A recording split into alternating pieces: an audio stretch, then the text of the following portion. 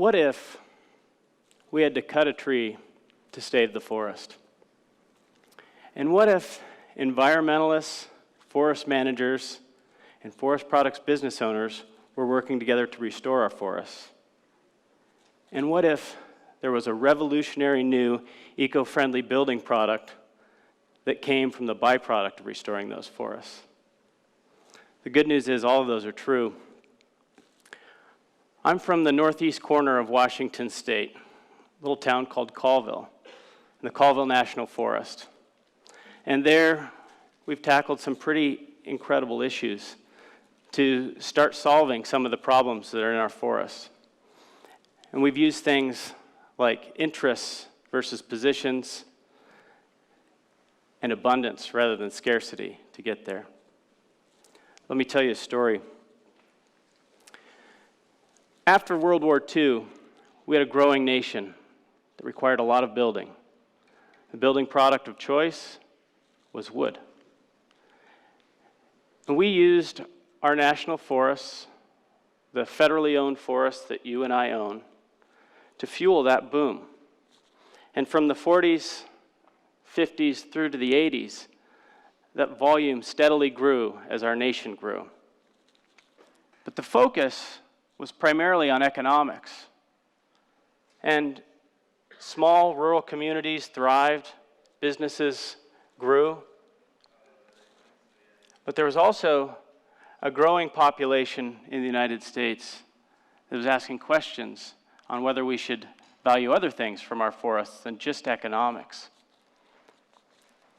And what started as a dull murmur got louder and louder over the years. And in the 60s and 70s, the environmental movement really started to become a true movement. But at the same time, we continued to manage these forests. In some ways, people would say it was aggressively. And by 1988, we had harvested more timber than we ever had before off of our federal lands. A few years later, these environmentalists that had been growing frustrated that nobody was really listening to them discovered that they could challenge these federal timber sales with lawsuits. And they did so, probably more successfully than they even knew. By the mid-1990s, that volume of timber that was coming off those federal forests had reduced by more than 90%. Many of these timber-dependent communities were drying up. Businesses were going out of business. People were losing their jobs, and it was a very tough situation. So as that happens in these small communities, there's a ripple effect of negativity. My family didn't escape that. I come up from a forest products family business, and we had, in 1988, 3 sawmills and 500 employees that had grown up from humble beginnings in the 50s. And by the mid-2000s, we had laid off 400 employees and closed 2 mills. So it was difficult. But many of those environmentalists also lived in the communities in which we managed these forests and had these businesses being shut down. This period of time is what's referred to as the timber wars. And it really wasn't fun for anybody. But I think it was necessary for us to understand that sometimes we need to reset. In 2002, my father reached out to some of the local and regional environmentalists and asked them to sit down and talk. And that was the watershed moment that created the Northeast Washington Forestry Coalition, of which I'm a part of. It's based on the Colville National Forest in Colville. And it's been a real interesting ride. And when we first got started, the Forest Service, the federal agency that's required, that uses to manage our federal lands, decided that it would be good for us to hire a facilitator. And I don't think that facilitator knew how successful that facilitation was. They taught us to think in terms of interests rather than positions, and abundance rather than scarcity. Let me give you a real-life example, because interests and positions are similar, but they're just words until you put them in context. There's an actual company out there whose company policy is no new wilderness. They felt that by supporting any wilderness, that would somehow harm their ability to get more timber from the federal forests. So they want no legislated, new protected wilderness. At the same time, you have environmental communities and environmental organizations. One is the Wilderness Society, and others, their main tenet are protecting these backcountry beautiful places. So those two positions seem like they're diametrically opposed. You'd go into discussions and you'd think you're at an impasse.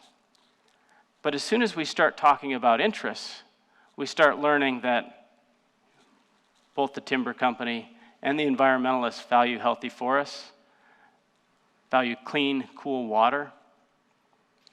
They value vibrant communities and economies. And actually, they both value protected backcountry places. So once you see that you have similar interests, you can develop common ground and you can develop trust. And that's a hard thing to do when you think about the context of the timber wars, when these people felt like they were enemies. But that example is what's happened, and it's come together. And over time, we've been successful at managing this forest land in such a way that I think you'll find interesting. We started focusing on what the forest needs, because many people don't realize it, but a lot of our federal forests, in particular in the area that's around the Rocky Mountains, the Intermountain West, the fire-prone landscape, is in really bad shape. And there's a reason it's in really bad shape, and there's a reason that we really cannot leave it alone. You see, we have wildfires in our forests on a regular basis. And naturally, in the past, they were very intermittent, 5 to 15, maybe 20-year intervals. And these fire-dependent trees, these large trees, have thick bark and they have limbs that are high off the ground. So when those fires come in there, they burn the understory, they burn the competing trees, and it stays nice and open and thin. When we had massive wildfires in this country around 1910, we developed a policy from the Forest Service to put out every fire that started. That protected communities. However, all of a sudden we introduced something that's unnatural to the landscape by removing fire. But by managing our forests aggressively up until 1988, it was masked because we were removing that vegetation. Now, we need to go in and try to mimic what Mother Nature was doing and build a business around that. And that's what we're doing. We're actually focused on what's supposed to be out there naturally, and the byproduct of getting there are what we're building our businesses around. Because people don't realize this, but the technology in sawmilling allows us to effectively utilize 4.5-inch top diameter to about as large as the steering wheel in your car. We're not talking about utilizing big trees. We're talking about utilizing the small trees that most likely would have been burned off in the past. We think that's critically important because the pollution from these fires are something we're just beginning to understand, because the forests are so thick and the smoke is so toxic that it's not like being around a campfire. When you go to these areas after a fire, the soil is almost completely dead. It looks like a moonscape. And that was never intended to be that way. But we have an opportunity to fix that. The other really interesting thing I alluded to is the revolutionary new building products that are out there.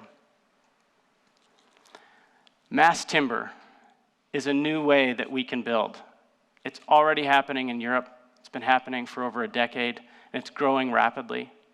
It's where we can take those small diameter trees, cut them into dimensional lumber, 2x4s, 2x6, 2x8, use eco-friendly adhesives, glue them together to create a new eco-friendly building product that actually stores the carbon that's embedded in those trees when they perform photosynthesis, and we put them in those buildings. And those buildings can last for centuries. It can help us combat climate change and carbon pollution. these buildings are also incredibly beautiful because of the natural elements of wood. We're excited to see that happen. As we move forward today, do I want you to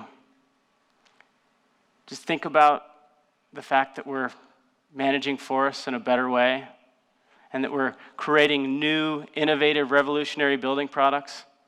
Absolutely.